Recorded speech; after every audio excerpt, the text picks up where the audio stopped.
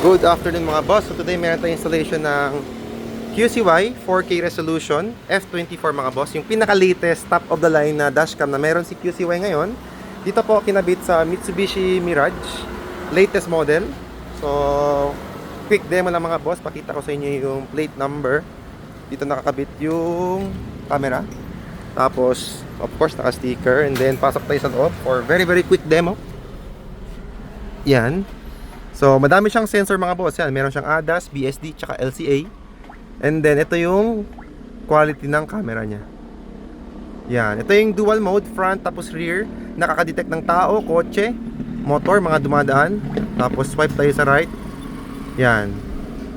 Kitang-kita po lahat mga boss. Tapos, pag nag-reverse tayo, automatic siya mga bossing. Meron siyang guideline to make it much more safer once reverse. Tapos, meron din siyang lock mode. Itong lock mode mga boss, ito yung mga videos na hindi siya automatically madidelete once na full ang SD card. Kasi ito mga boss, literal na drive and go lang siya kasi automatic magpo-format ang SD card. Pero meron siyang ito lock mode. Ito yung mga videos na kung gusto niya po, hindi siya ma-auto-delete. Let's say, naka-witness po kayo ng aksidente dyan, tapos you want to keep the file safe. I-click nyo lang nga po itong lock. And then, itong microphone mga boss, right now, we are talking, meron din po yung microphone recording or sound recording.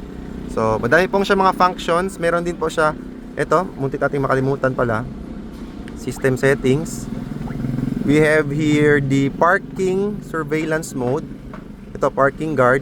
I-high natin siya mga boss. Ito yung mga boss, pag nag-park kayo sa mall or let's say naka-park kayo, walang tao yung kotse, naka-off ang engine, meron po siyang built-in na battery mga boss. Yan. So automatic magre-record yun mga boss once naka-sense po ng motion. So yun lang mga boss. For more info, visit our shop, Andres Auto Accessories mga boss, Pagadian branch.